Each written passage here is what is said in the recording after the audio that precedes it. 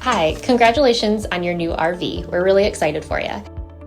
Please make sure before you're signing that you bring the following items with you.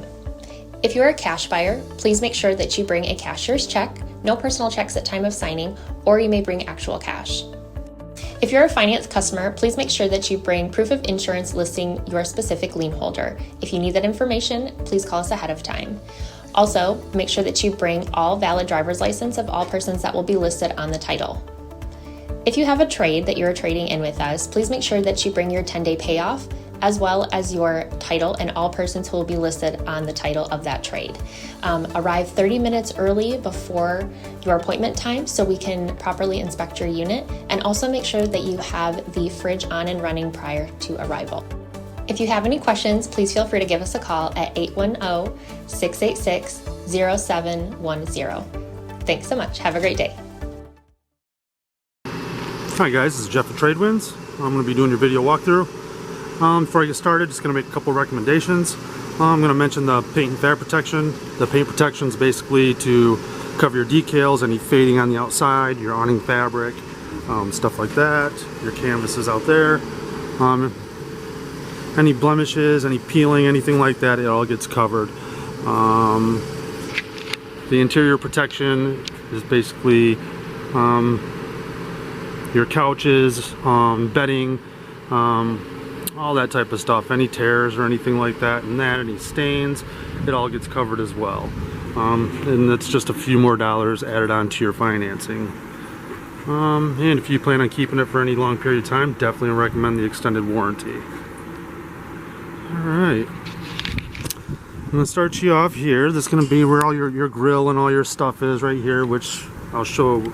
We'll go back here. But this right now is going to be part of your convenience pack. So this is going to be your sewer hose. I'm not going to lie, it's not the best in the world. It'll be a good backup for you. I definitely recommend using your 10% on date of purchase, and maybe get a new sewer hose. This is going to be your water pressure regulator. Whatever hose you guys end up getting, I would recommend just leaving this on it. It's going to regulate your water pressure to about 40-41 psi. This is a 30 amp adapter, that way you can plug into 110.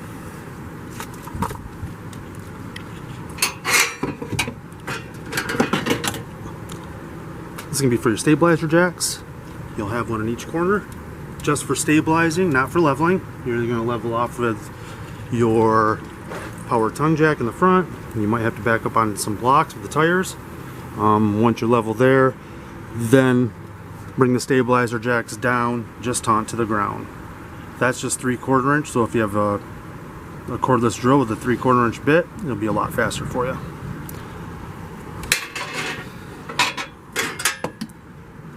This one right here is going to be for your power tongue jack.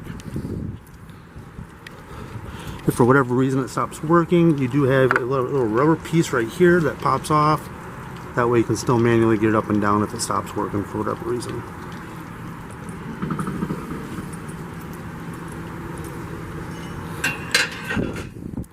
It's going to be your water heater. This is gas and electric. The way this will go is you will use that water pressure regulator on your hose, hook up to your city water. Make sure you put this in right here. You'll tighten it down. You'll turn on that water hooked up to your city water connection. You'll open up this valve right here, relieve the pressure. Once water starts coming out of here, you know it's full. All the pressure's out of it and it's safe to light. You do not want to light this without water in it, otherwise you will burn up the elements in it. And then once it's filled, you can either turn on right here on the electric side of it. There's an on-off button right there. Or the gas side of it will be on the inside. To drain it, we'll just lift this up, relieve the pressure. Water will come out of here for about 5 seconds. I will continue to leave this open, unscrew this, and the water drains from right there.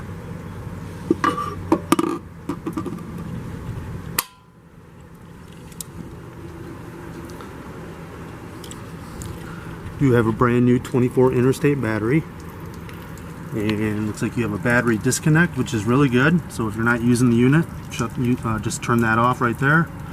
That way you're saving everything inside from that runs off 12 volt. Two 20-pound propane tanks. You do have a regulator underneath there. You will just have to switch it over at the regulator to draw off the other tank. Power tongue jack. You just have a little docking light here, then extend and retract to go up and down.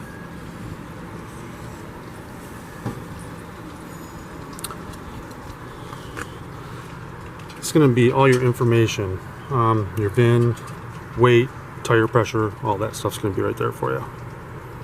Then you have your wiper seal and your bulb seal. We do have a lubricant inside for the wiper seal. I'll usually lift this up behind it, spray behind there, the outside. I do that a few times a year.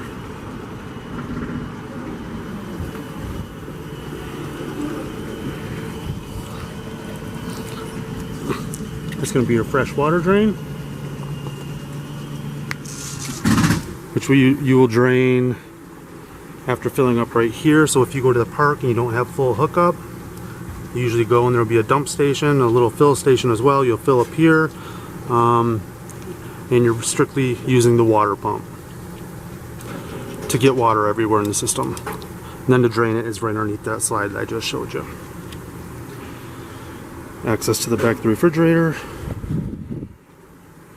which I would recommend getting in there a couple times a year, vacuum it out. This is your dump station. You have your gray on the left, black on the right. You'll hook up your sewer hose there. Other end will be going into the ground. I'll always open up the black first, then open up the gray. Just kind of clean out your sewer hose. Outside shower. Spare tire. You do have an option for a backup camera if you decide to do that.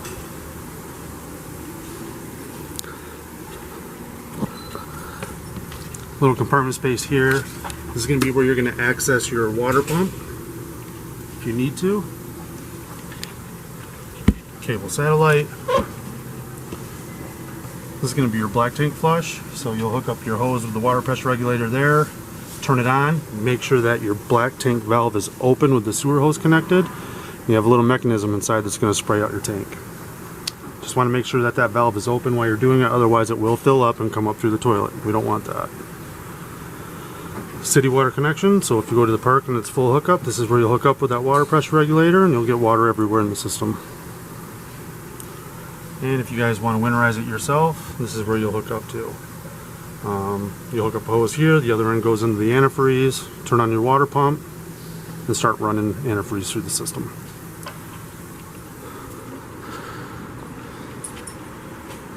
I don't have your awning all the way out, but once it's all fully extended, there will be a flap at the end of the tube. Once it's at 90 degrees, it's fully extended. Just had a thunderstorm come through, so I didn't want to have it open. Your grill will attach there on that rail. And you have a quick connect to the gas line right there, which draws off of your propane.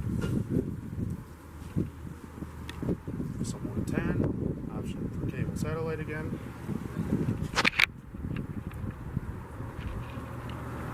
That's going to be the exhaust to your furnace.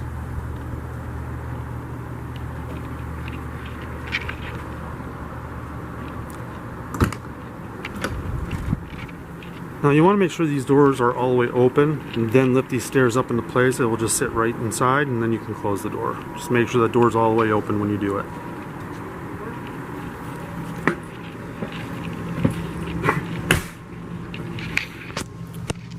This is going to be your monitor panel. That's going to tell you all your levels right there. You have your battery, black tank, fresh, and your gray tank. That's going to be your slide out button right there. Your awning, extend and retract. It's going to be your water heater for the electric side of it, along with that button on the outside that I showed you earlier. The gas side of it. It's going to be for your water pump, so if you're dry camping or don't have full hookup, that's where you'll fill up your potable or your fresh water tank, turn on the pump, and you'll get water everywhere in the system. Interior lights, porch lights, awning light, and stuff. GFI plug. Everything on the stovetop is spark. Same with the oven. These three right here are going to be for the top. Just put it in the light position. Hit spark and it lights right up. The only thing that you will have to do different when you light the oven is you will have to put this in pilot and hold down on it as you're pushing the spark button, and then it will light up down at that coupler right there. I'll usually let that flame go for just a couple seconds, let it warm up for a little bit, then let off on this and it lights right up.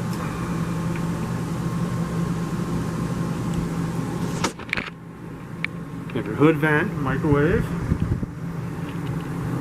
your sink. One thing I will recommend before I go very much farther, same with inside the bathroom. Get underneath your sink, check your water fittings, all your, just make sure they're all tight. You don't want them to loose because they will loosen up as you're going down the road. I would do it when you get to the park, even when you get home after leaving the campground.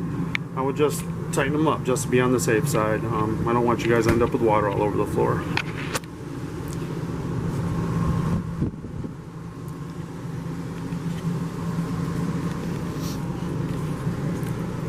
This is your thermostat, pretty basic.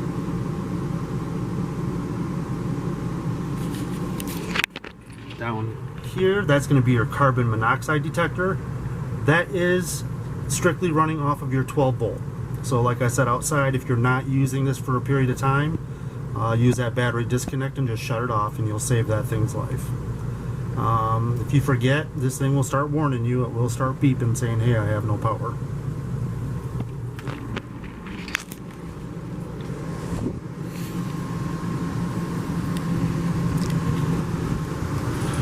Refrigerator is gas and electric as well.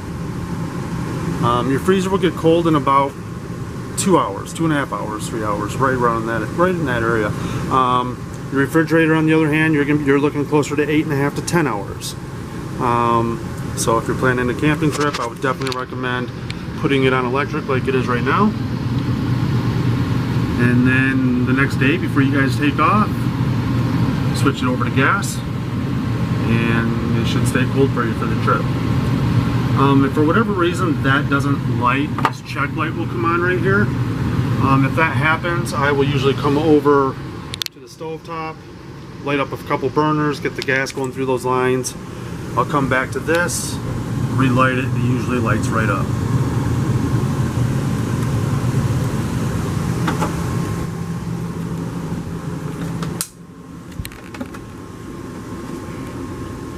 This is all your fuses and all your breakers.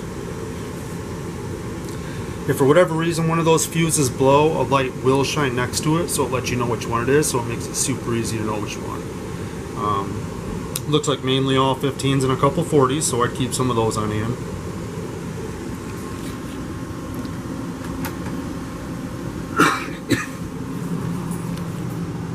This bed does drop down, or table I should say, and it'll rest on these right here. The cushions will make up the rest of the mattress. You have your TV. Right behind there, you'll notice a green light. There's a little button right here. If you push it, it goes off. I always just leave it on. It's basically an antenna booster. So when you go to program the TV, make sure that light's on, and depending on where you're at, you'll get anywhere from 18 to 20 channels. You have your radio, which is DVD, CD, Bluetooth. It does have zones right there. Zone 1 will be inside, Zone 2 will be outside. And that's going to be your antenna. That just sits up on the roof stationary. It just turns. All your air will come from the ceiling, heat from the floor.